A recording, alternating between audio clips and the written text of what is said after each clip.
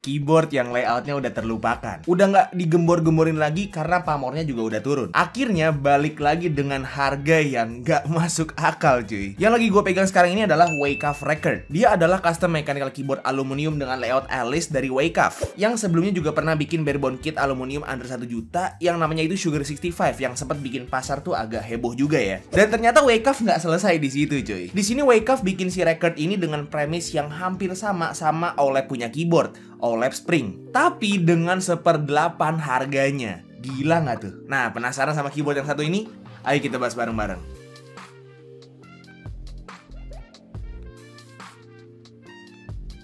Halo semuanya, ketemu lagi sama gue Tommy, dan di sini gue lagi pengen bahas custom mechanical keyboard dengan layout Alice yang mana bahannya udah aluminium dan harganya itu murah banget.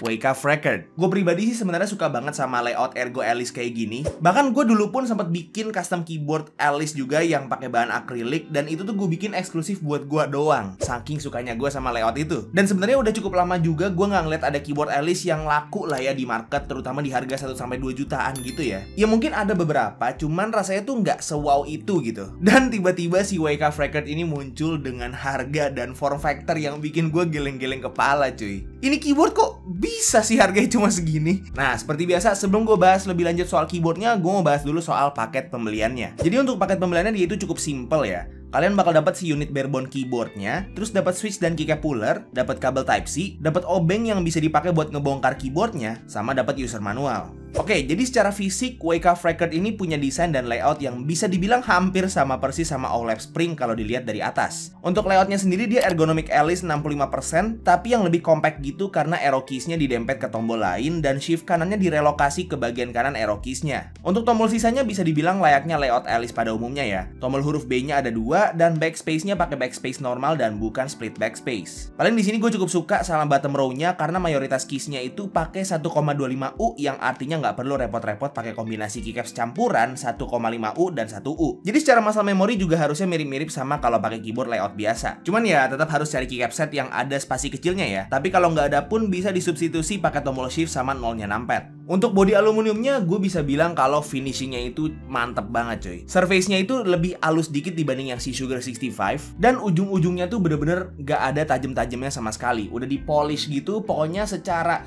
feel ya, pokoknya kalau misalnya lu pegang keyboard ini, itu tuh rasanya nggak kayak keyboard murah. Ini tuh rasanya kayak keyboard mahal cuy. Keyboardnya juga ada RGB-nya, dan di bagian bawah kirinya juga ada LED strip-nya. Tapi sayang banget ya, karena LED strip ini cuma bisa nyala kalau RGB keyboardnya nyala. Jadi kalau RGB keyboardnya dimatiin, si LED strip-nya juga ikut mati. Sayang banget sih. Side profile-nya juga cakep banget, ada karakter dan gak cuma polosan aja gitu. Dan bagian bawah keyboardnya ini cuy, ada weight tambahan juga yang terbuat dari koper yang ada tulisan recordnya, yang mana pastinya bikin looks dari keyboard ini lebih mewah lagi. Overall, Wacaf Record ini fix adalah keyboard mewah dengan harga yang ramah ya. Dan untuk ngebongkarnya pun juga gampang banget cuy. Tinggal copot rubber feet-nya dan buka baut dari bagian bawah keyboardnya, terus pisahin top case sama bottom case-nya. Untuk dampening medianya udah lengkap banget, dari mulai case foam sampai plate foam yang pakai poron. Dan gak lupa juga ada PE foam sheet yang bikin akustik dari keyboard ini lebih mantap lagi. Untuk plate-nya di sini pakai polikarbonat dan lucu banget ya, karena plate-nya itu kepisah jadi 2 gitu. Ini unik ya, tapi jujur bikin reassembling keyboardnya jadi agak ribet sih.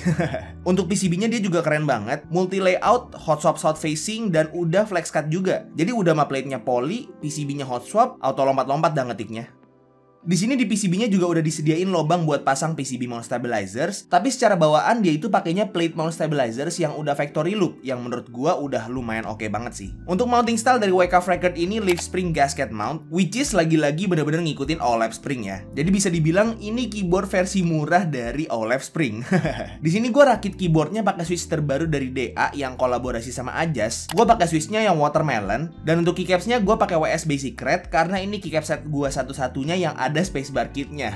Gila sih, gue masih nggak nyangka ya kalau di zaman sekarang di harga segini itu udah bisa dapat keyboard sebagus ini coy. Walaupun harganya murah, typing feel dan juga akustik dari keyboard yang ini tuh bener-bener nggak mencerminkan kalau itu dia itu keyboard murah. Bener-bener kayak rasanya tuh ini keyboard mahal, tapi harganya tuh disunat gitu. Paling minusnya dia itu belum QMK ataupun VIA compatible, tapi tenang aja karena dia itu ada software sendiri yang bisa buat pakai remap keys ataupun atur makro. Jadi nggak pakai lama lagi, kurang lebih kayak gini sound testnya.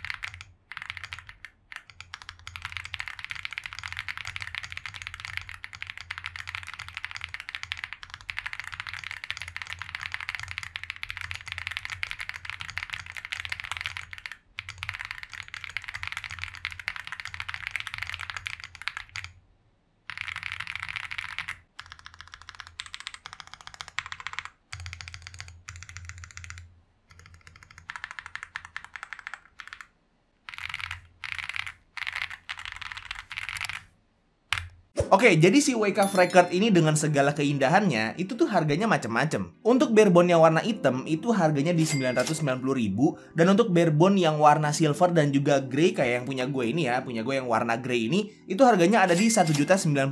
Dan buat kalian yang nggak pengen beli barebone kit dan pengen beli yang udah tinggal pakai aja, itu ada juga yang versi pakai case plastik ABS gitu ya. Dia itu udah full kit pakai Swiss dan keycaps, itu harganya cuma di 990.000 aja. Paling satu catatan aja nih ya.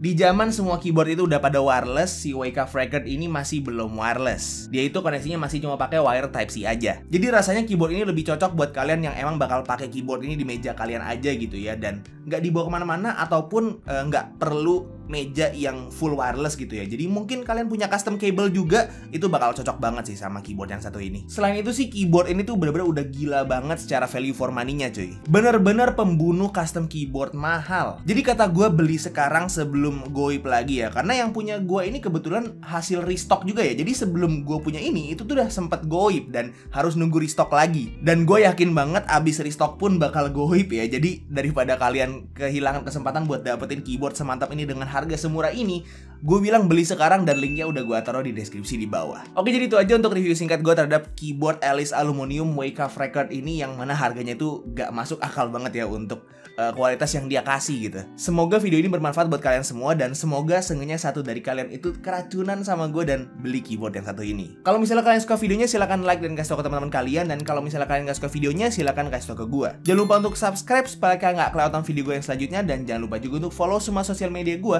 yang udah gue taruh di deskripsi di bawah. Itu aja untuk videonya. Sekali lagi thank you banget yang udah nonton dari awal sampai akhir. It's been by Tommy, and as always, peace out.